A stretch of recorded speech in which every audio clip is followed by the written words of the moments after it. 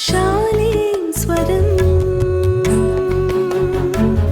ఇది సమాధాన స్వరం.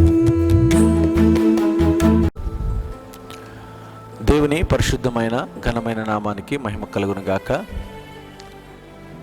ఈ ఉదయకాల సమయంలో మీ అందరికీ కూడా ప్రభు అయిన యేసుక్రీస్తు నామంలో శుభములు వందనాలు తెలియజేస్తున్నాను. ఒక చక్కటి లేఖన భాగాన్ని బైబిల్ గ్రంథంలోంచి ధ్యానం చేద్దాం.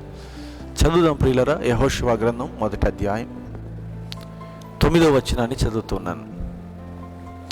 నేను నీకు ఆజ్ఞ ఇచ్చి ఉన్నాను కదా, నిబ్బరము కలిగి ధైర్యముగా ఉండుము, దిగులు పడకుము, జడియకుము. నీవు నడుచు మార్గం అంతటిలో నీ దేవుడైన యెహోవా నీకు తోడయుండును. దైవజనుడైన మోషే మృతి పొందిన తర్వాత ఇశ్రాయేలీలందరినీ కూడా నడిపించడానికి మహానాయకుడిగా యెహోషువ ఏర్పాటు చేయబడ్డాడు. యెహోషువ అప్పటికే మోషే పరిచారకుడిగా ఉండి ఎలా ఇశ్రాయేలీలందరినీ కూడా నడిపించాలో, మోషే దేవుని యందు ఎలాగూ భయభక్తులు కలిగి నమ్మకస్తుడిగా ఉన్నాడో ఆ అనుభవాలన్నీ కూడా మోషే దగ్గర నేర్చుకున్నాడు భక్తుడైనటువంటి యెహోషువ. అదే త్రోవలో యెహోషువ నడిపించబడుతూ ఉన్నాడు.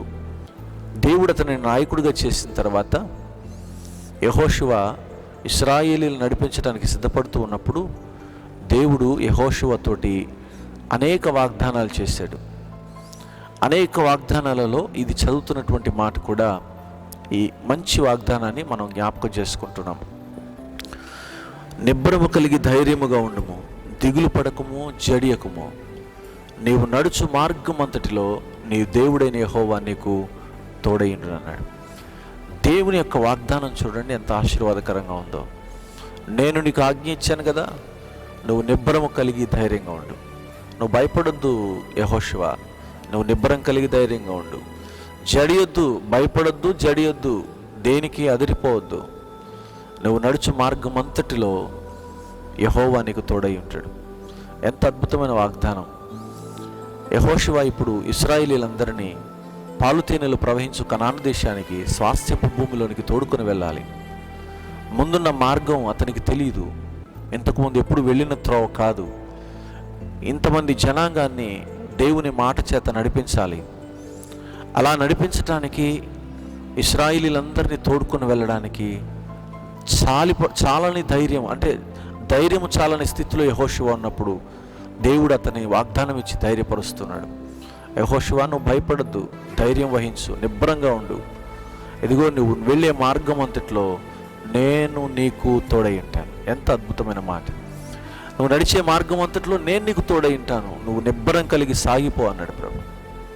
అలాగే మన జీవితంలో మనం ఎన్నో శ్రమలను ఓర్చుతూ, ఎన్నో కష్టాలు పడుతూ, ఎన్నో శ్రమలలో, నిందలలో, అవమానాల్లో సాగిపోతూ ఉన్నప్పుడు, గుండె నిబ్బరం తప్పిపోతూ ఉన్నప్పుడు ప్రభు మాట్లాడుతున్న వాగ్దానం, నువ్వు నిబ్బరం కలిగి ధైర్యంగా ఉండు, జడియకుము, ధైర్యం విడిచిపెట్టొద్దు.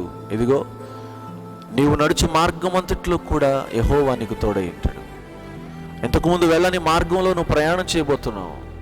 నువ్వు చేయబోతున్న ప్రయాణం అంతటిలో నా ప్రభు నీకు తోడుగా ఉండబోతున్నాడు. ఈ రోజంతా నువ్వు చేసే ప్రతి ఆలోచనలో, ప్రతి పనిలో, ప్రతి అడుగులో, ప్రతి ప్రయాణంలో ప్రభు నీకు తోడై ఉంటాడు. అయ్యో, ఈ శ్రమను నేను ఎలా ఎదుర్కోవాలి, ఇంతటి కష్టాన్ని నేను ఎలా ఎదుర్కోవాలి, ఇవన్నీ నేను ఎలా నడిపించాలి, ఇవన్నీ ఎలా సర్ది పెట్టాలి, ఇవన్నీ నాకు భారంగా ఉన్నాయి అని అనుకుంటున్నావేమో. ఒకవేళ ఈరోజు ప్రభు నేను దర్శిస్తున్నాడు. ఏమంటున్నాడు తెలుసా? నిబ్బరము కలిగి ధైర్యముగా ఉండు, దిగులు పడద్దు, జడియొద్దు. ఇదిగో నీ మార్గం అంతట్లో నేను నీకు తోడై ఉంటానని దేవుడు వాగ్దానం చేస్తున్నాడు. నా ప్రియ సహోదరి, సహోదరుడా, ఈ ఉదయకాల సమయంలో దేవుడు అలాంటి ఒక అద్భుతమైన వాగ్దానాన్ని నీ కొరకు, నా కొరకు చేస్తూ ఉన్నాడు. అటు ధన్యత ప్రభు మనకిచ్చి మనలను తన యొక్క చేతిలో భద్రపరిచి తోడుకొని వెళ్ళి నడిపించి వాగ్దానాలన్నీ మన జీవితాల్లో నెరవేర్చునుగాక. ఆమేన్. ప్రార్థన చేస్తాను.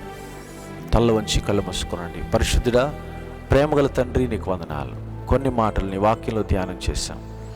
ఈ మాటలన్నీ ప్రతి హృదయంలో నాటుబడి భాగ్యం దయచేయమని యేసు నామమున అడుగుచున్నాను తండ్రి. ఆమేన్.